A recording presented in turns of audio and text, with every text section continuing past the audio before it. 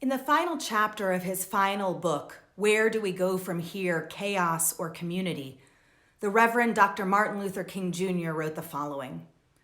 Some years ago, a famous novelist died.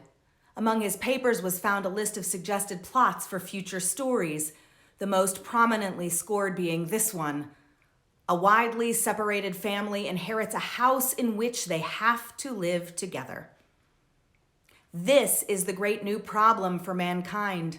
We have inherited a large house, a great world house, in which we have to live together, black and white, Easterner and Westerner, Gentile and Jew, Catholic and Protestant, Muslim and Hindu, a family unduly separated in ideas, culture, and interest, who, because we can never again live apart, must learn somehow to live with each other in peace. Consider that King wrote those words in 1968, and yet here we find ourselves more than half a century later, still struggling to learn the same lesson. Now, I don't want to spend a great deal of time today discussing the horrific events of the terror attack on the Capitol last Wednesday, except to make clear the following. Jewish tradition goes to great lengths to elevate the importance of the rule of law, no less the government. So much so that a prayer for the well-being of the government is traditionally included every Shabbat and every holiday in the prayer services then. No less the fact that the Talmud teaches a principle, dina de malchuta dina, the law of the land is the law, meaning that for Jews, obedience to the civil law of the country in which they live is viewed as a religiously mandated obligation. Judaism is a religion that values dissent, but in the matter of last Wednesday's events, there is no space or argument that is subjective and justified, and there can be no excuse or apologetic for those who would seek to overthrow democracy itself, fueled by deluded, oddly entitled individuals drunk on a toxic cocktail of misinformation, conspiracy theories, white supremacy, anti-Semitism, and hate.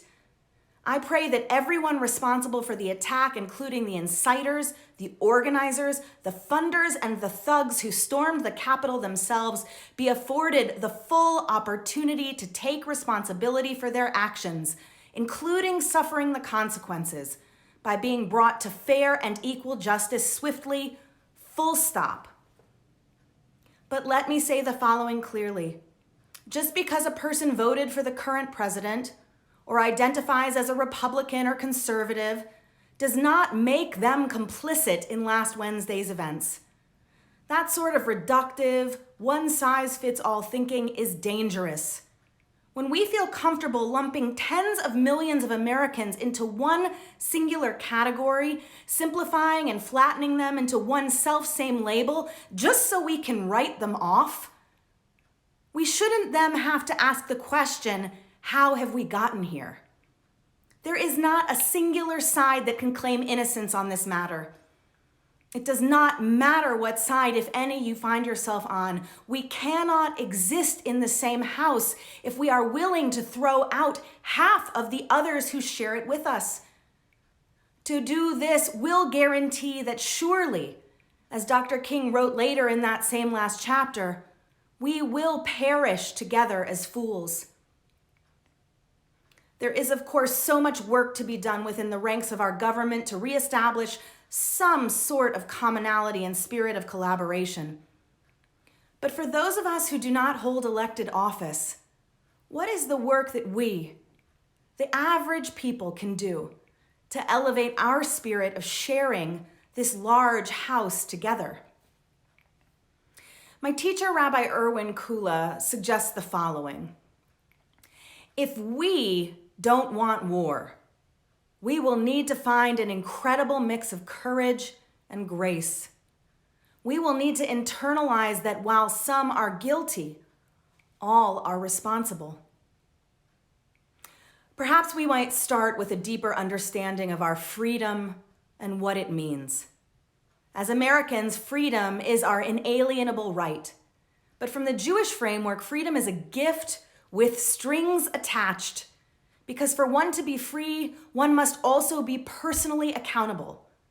Understand that freedom does not mean that we are free to do whatever we please, whenever, wherever, however we want, and then expect that because it is our right, we are somehow freed from the consequences of our actions. This is really brought to bear in the example of Pharaoh, infamous for the spiritual cardiac condition of a hardened heart.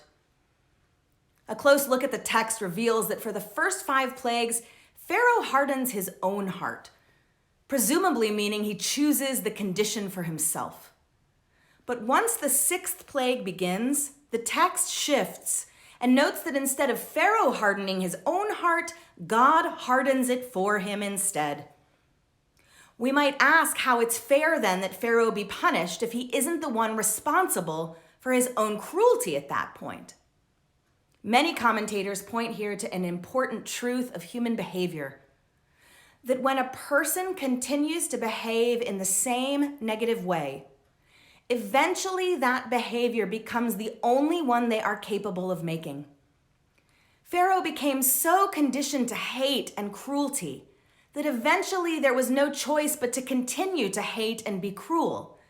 From his place of freedom to choose his actions, ironically, he ultimately became enslaved to them. It was literally all he knew how to and could do.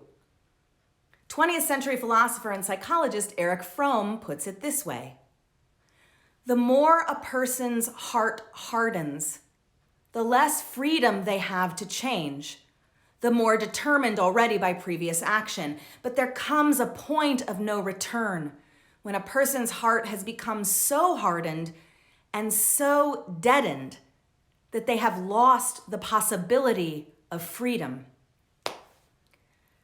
At a certain point, we cede our freedom, our ability to see clearly, to learn, grow, and change, when we continue to act the same way, often justifying our actions by repeating the same narratives over and over again, and seeking out others who will affirm them as true and therefore us as righteous. This feels good to us on an instinctual level. But what we often don't see or choose to block out are the other stories, other truths, other people who might have something different to offer. And because one way feels affirming of who we are, when we are forced to encounter those who are different, on a deep psychological level, we feel judged, unappreciated, unloved, and even threatened. And this is all true before we add in the blinding filter bubbles of media, social media, and technology consumption. Rabbi Kula breaks it down this way: all of us are responsible. Maybe we will have to reverse engineer the violence in our society that extends well beyond what happened last Wednesday. If one doesn't feel loved, one tries to get respect.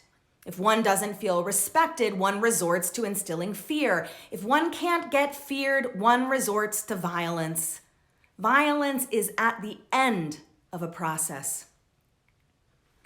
We, each of us, needs to see this moment in time as a clarion call to our individual and collective conscience, as an opportunity to take personal accountability for how we see those who are not like us, how we think, speak, and write of them, and understand that every time we hit send on another email, sourcing a blog about how awful one side or the other is, every time we write a social media post confirming how stupid, ignorant, misguided, what have you, one side or the other is, every time we unfriend, disavow, or write off a person with whom we otherwise are in relationship because of politics, we are taking one more step towards hardening our hearts, towards becoming Pharaoh.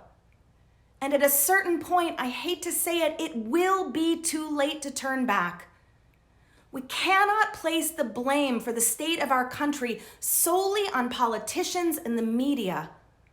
Ultimately, it is we, the people, who will need to determine and model a course correction away from violence and instead towards peace together. As Rabbi Green taught last week in her sermon, the Torah text provides powerful examples of the embedded Jewish value of saving and affirming life. Interestingly enough, it is Bat Paro, the daughter of Pharaoh, who provides the antidote to an eternally hardened heart. Seeing a basket in the Nile, the text reads, "She opened it and saw him, a child, a boy crying. She took pity on him and said, 'This must be a Hebrew child.'" Despite incredible personal risk, she saves the boy's life, eventually raising him as her own, naming him Moses. The medieval commentator Rashi offers insight on what motivated her in her approach. He says that when the Torah text says she saw him, it means she saw the divine in him. Despite all the messaging of her nation that this child was other, literally worthless, Bat Paro saw in him the image of God. This is the choice we are free to make. Harden our hearts or open them. See nothing of worth in the other or see in them their godliness, their inherent, innate value. I'd like to conclude as I began, with the words of Dr. King, these his last words in Where Do We Go From Here? He writes, "We are confronted with the fierce urgency of now. In this unfolding conundrum of life and history, there is such a thing as being too late. Procrastination is still the thief of time. We may cry out desperately for time to pause in her passage, but time is deaf to every plea and rushes on. Over the bleached bones and jumbled residues of numerous civilizations are written the pathetic words, 'Too late.' There is an invisible book of life that faithfully records our vigilance or our neglect. We still have a choice today, nonviolent coexistence or violent co-annihilation.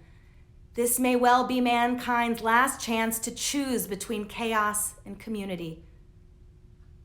I pray we make the right choice together. Shabbat Shalom.